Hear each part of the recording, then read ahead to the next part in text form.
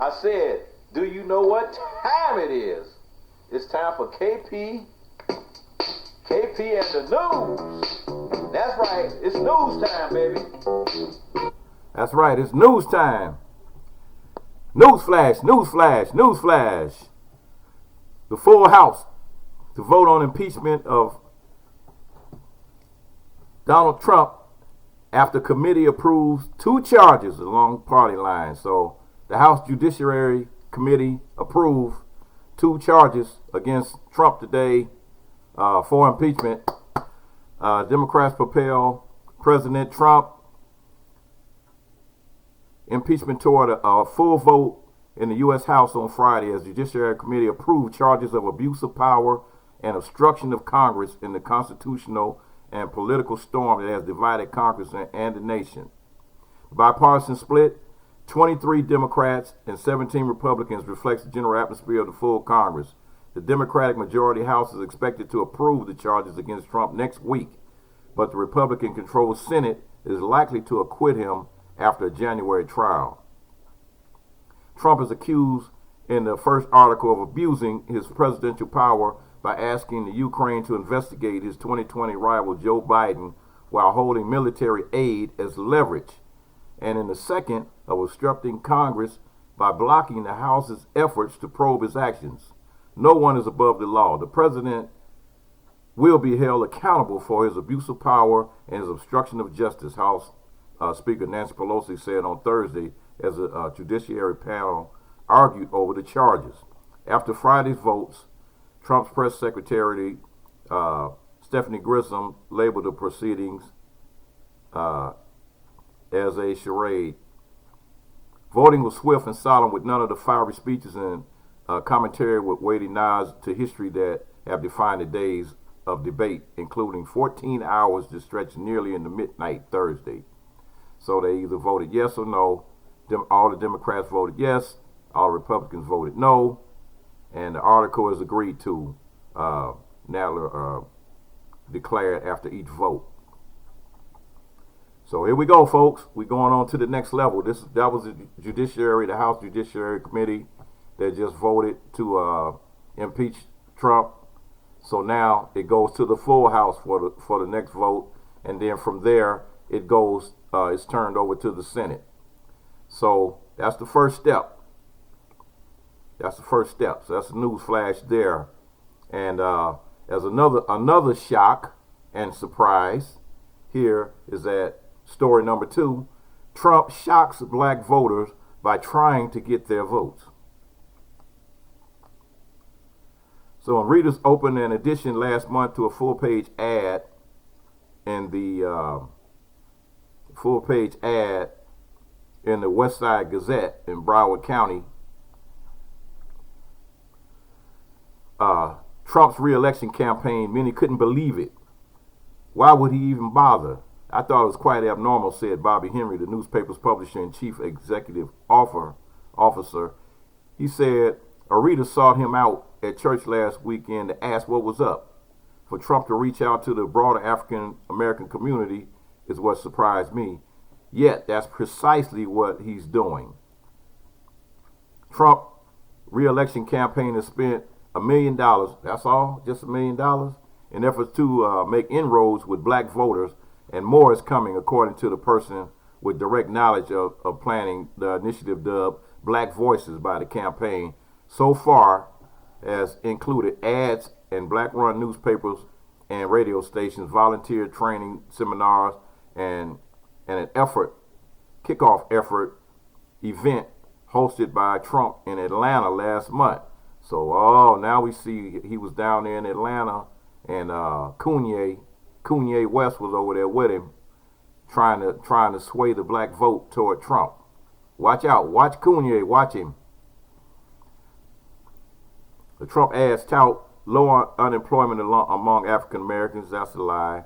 Trump support for historical black colleges, that's a lie. And the White House criminally backed reform legislation that passed earlier this year, that's another lie, because Jeff Sessions rolled back all of the criminal codes for the courts, that all the criminal mandates that were issued out, mandatory sentences like 5 years for one crack rock that President Obama got rid of. Jeff Sessions brought all those sentences back, all those harsh mandatory sentences back. So this, you got to be careful, and you got to really know what's going on here. The spots which encourage voters to sign up for 2020 updates by texting "woke" to a campaign phone number are concentrated in big cities located in battleground states, including Philadelphia, Detroit, and Atlanta. Trump received just 8% of the black vote in 2016, and his campaign aides concede he's never going to win more than a narrow slice of American support. Now, that's true, but that's not the point. They argue they want to try to get it in the double digits among black voters and try to eat away at Democratic margins in key swing states and possibly after the outcome. So he's going to try, his strategy is to try to win black votes, try to get black votes. Had Trump received 12%, it would have netted him more than 50,000 votes, roughly half of his total margin of victory in the state. So that was in Florida. If he could have got 50,000 votes in Florida, then that would have swayed Florida in his favor. So you got to get out there and try to register as many people as you can. Take all your people in your family, the old people and the young people that don't have driver's licenses, the old people that can't drive anymore. Take your people to the DMV, get them ID cards, get them registered to vote now. Don't wait. Get them registered to vote now, so we can get out here and have a positive outcome on this election thing. We gotta get rid of this DC dunce, man. He gotta go. If they don't get rid of him on impeachment, we gotta vote him out. He has got to go. He has got to go.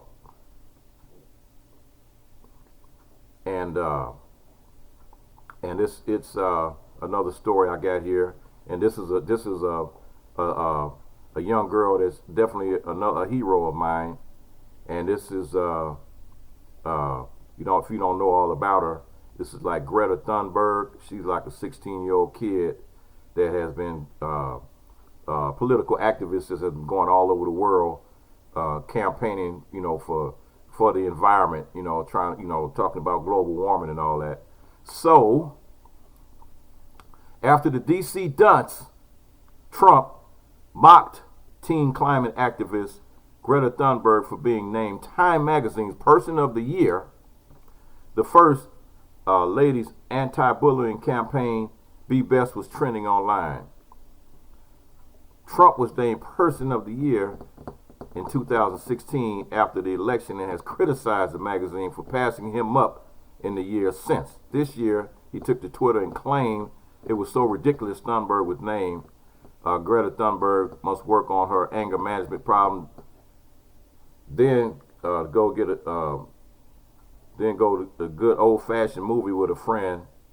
Now this is the so-called adult idiot Trump tweeting, criticizing a 16-year-old child. This guy is nuts, man. He's totally nuts. Twitter users were quick to point out that it was a week ago that First Lady Melania Trump, the White House, and Republicans slammed impeachment inquiries witness Stanford Law School professor Pamela Carlin for the comment made about Barron Trump, Trump's teenage son, whose name was also trending on Twitter. A minor child deserves privacy and should be kept out of politics, Melania Trump on Twitter last week. So now he turns right around and attacks a 16-year-old girl. During Thursday's voting on impeachment articles in the Trump, Republican Hakeem Jeffries pointed out to the same Republican lawmakers who had criticized Carlin last week that Trump attacked today a 16-year-old teenage activist, Greta Thunberg. Are you here to defend that as well? The magazine stated that Thunberg, the first teenager to be honored with the title, was named for sounding the alarm about humanity's predatory relationship with the only home we have for bringing a fragmented world a voice that transcends background and borders, and for showing all what it might look like when a new generation leads. Maxine Waters also on Twitter said, "We agree. Children are off limits. Tell your husband to go enroll himself in anger management." Oh boy.